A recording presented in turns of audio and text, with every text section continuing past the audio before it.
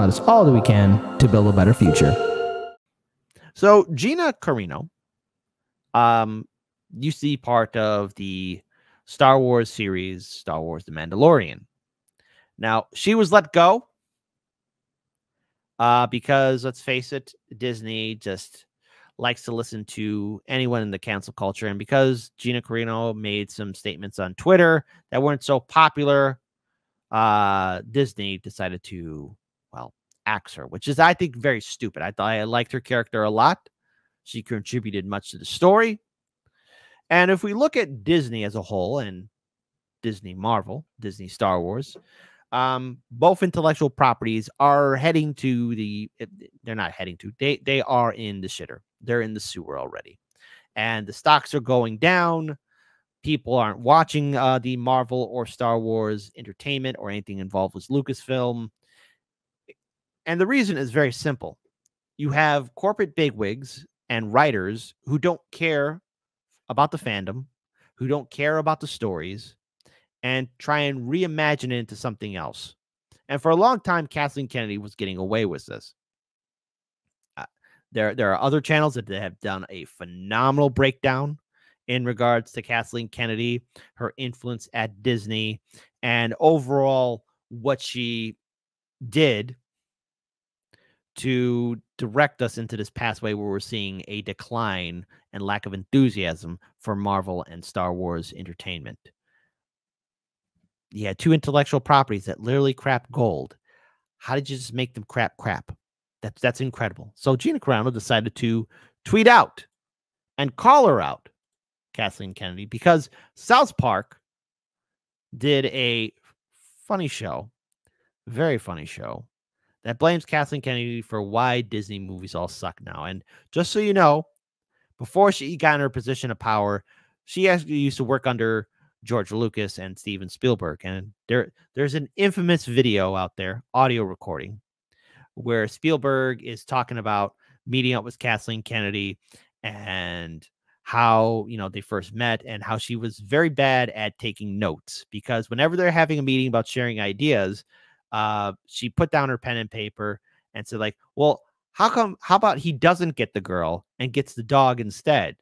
Which is like, thank goodness she wasn't part of the decision making for the films in the 80s, because all those classics would not be classics as they are right now. So let's go ahead and first talk, before we bring up Gina Carano's tweet, we will bring up this article about how Kathleen Kennedy is at the blame. And South Park is calling her out, which is funny. It's hilarious. So there we go. If you haven't seen this episode, check it out. So South Park had one big unexpected villain in its latest special, Lucasfilm president Kathleen Kennedy, joining the Pandaverse. Even went as far as to blame the executive for why Disney movies all suck now. Before diving into the madness that is South Park, some background on Kennedy is helpful. The real-life executive became president of Lucasfilm after Disney acquired the company in 2012. Handpicked by George Lucas, Kennedy had overseen the latest Star Wars films, including The Force Awakens, Rogue One, The Last Jedi, Solo, and Rise of Skywalker. Say for Rogue One, I think it was somewhat all right. These other films were mediocre and lackluster at best. Which, on my own personal opinion, I'll say Emperor Palpatine was right, and The Rebellion was one big waste of time. All of the Star Wars series on Disney Plus and the newest Indiana Jones movie, Dial of Destiny. There's a scene in there where the new lady who plays, Indiana Jones' goddaughter that we never heard of. She's laughing in the scene, right? Phoebe Waller-Bridge. That's the same person who made the latest James Bond movie. If you want to know why that James Bond movie was so bitter and sad, that was one of the writers who was involved in it. So Phoebe's character is laughing, right? And Indy looks at her and says, "Hey, my friends just died." And she just gives this lackluster apology, like, "Oh, sorry." And throughout the movie, she's just running around with her mouth open like this. Like that. Like, don't be a mouth breather. Little trick. Just breathe through your nose. Anyways, continue on. She's not involved with Marvel or Disney's non-Star Wars animated content, though that doesn't seem to be the case in the universe of South Park. At first blush, that may make her an odd choice as South Park's latest boogeyman. But buckle up, because that's just the beginning of this particular roller coaster.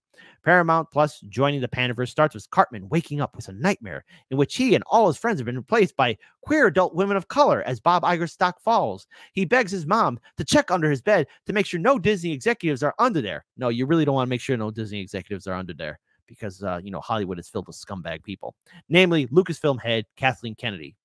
But as is often the case with South Park, what starts as a silly take on irrational fears and anger of fanboys is pushed to its absolute limits. As the special progress, Cartman swaps places with his multiverse counterpart, a black woman who acts identically to him, and it's all Kathleen Kennedy's fault. Gee, I have to wonder what my version looks like in the Panderverse. In this special, Kennedy and Disney CEO Bob Iger eventually reveal that they've been using a device known as the Panderstone, an ancient piece of artificial intelligence that could be used to make the same movies over and over again while appealing to absolutely no one. Kennedy explains, there are more diverse movies. These more diverse movies led to a backlash of hateful, racist letters from fans. Desperate to counter this bigotry, South Park's Kennedy returned to the Panderstone and attempted to fight back with even more lit movies. The repeated use of the Panderstone fractured the multiverse known as the Pandaverse, which is now both versions of Cartman and Kennedy came to be in the wrong universe. That's actually the best explanation I've heard about why Disney movies all suck now. And of course, they do team up. Kennedy apologizes. And then, of course, Cartman says, hey, I guess railing against woke stuff all the time is pretty lazy, too. So let's talk about this. In real life, though, Disney's a little bit upset about South Park's criticism.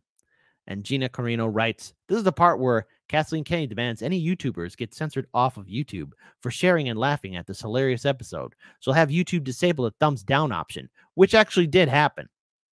It did happen. Because of the ratio she'll receive. Then she'll have her publicist ghouls make sure Vanity and Hollywood Reporter run hit pieces about South Park creators and their families, smearing their names through very useful idiot she has under her thumb who would sell their soul to work for Lucasfilm. She'll activate her online mob to repeat that South Park creators are racist, bigot, transphobes, and demand the South Park creators publicly apologize by only using words she approves of. And finally, she'll demand they subjugate themselves to re-education course of 45 people in the LGBTQ community Zoom call to sit there and listen how badly they got their feelings hurt all over a little boop of a South Park episode. But maybe, just maybe, the jig is up. Which I have to say, yes, well done, Gina. Well said. Well said indeed. You have to call out these Hollywood execs for who they are. Look, Hollywood itself is in a bit of a crisis. The actors are still on strike. And even after getting everything they want, they still went right back on strike. So here's the situation. I'm a fan of neither the actors or the Hollywood executives. I personally want to see Hollywood burn to the ground. And there's just my number one reason. It has nothing to do with academics, has nothing to do with politics whatsoever. It's completely petty. I want to see Hollywood burn to the ground. It's a cesspool where good ideas go to die. It's all about short-term profit. They don't care about the consumer. All what they care about is making these same cookie-cutter movies over and over again. There's a lack of creativity. And I hope that we do enter a new age of renaissance, a new age of filmmaking, of content creation. I would love to see that because for too long, Hollywood has had its jackboot over the entertainment here in America. At a time, there was good stuff coming out of Hollywood. At a time. But even as time progresses forward, anything that is an institution ends up becoming bloated and corrupt and gangrenous. It all must fall. And Kathleen Kennedy, even though she was charged with Lucasfilm, she was handpicked by George Lucas. Lucas, in his defense, possibly assumed that Kennedy actually cared about Star Wars. But how is it when you're given this golden egg and the expanded universe, you choose not to maybe turn some of the books and comics into actual series that people would tune into, that the fandom would respect? She chose not to and hired people who don't respect the stories, the lore, the characters. And we saw this happen out with other intellectual properties. The Witcher, for example, and Henry Cavill. He was a huge fan of the Witcher series. The writers, the directors, the producers, Not so much. Same thing with Lord of the Rings on Amazon. They spent billions of dollars on that crap show, and it's nowhere near connected with the lore. By the way, just so you know, just not the nitpick here, but dwarves in Lord of the Rings, women dwarves, have beards. It's a fact. That's from Tolkien himself. So shout out to Gina. Shout out to everyone else that's been calling out Disney and Lucasfilm. Because when you make a crappy product, even if there's a lot of shiny CGI accoutrements there to it, even if there's all these well recognized actors and actresses in a film, if the story's crap, then the story's crap. If it's not going to keep people entertained, then why would they want to show up? I welcome this new age of Renaissance. And yes, Kathleen Kennedy and everyone at Disney, you deserve to be criticized and called out. South Park did a phenomenal episode. It's called satire. Maybe you learn from it. Learn where you screwed up, because you have to regain your audience. I mean, that's show business 101. And everyone on social media has been calling you out on it. There's a reason why theaters are in decline. And a lot of theaters are once again facing bankruptcy. And there's going to be a point right now, especially as the protests and the strikes keep on happening in Hollywood, where there's going to be a lack of content coming out of that magical land. You did this to yourselves, studio execs. You did this to yourselves by riding the good wave of people.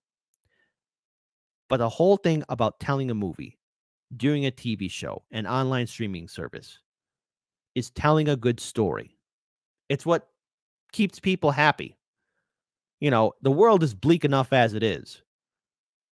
But if you fail to do your job in entertaining the masses, then the masses have every right to not only tune away, but to call you out. Final note, I welcome the new age of Renaissance that should hopefully come from this. Now more than ever, we need something new to happen. Now more than ever, I think we need to break away from the corporate mindset of how entertainment is being run here. Hollywood, you had your time. I think it's now to bring down the curtain.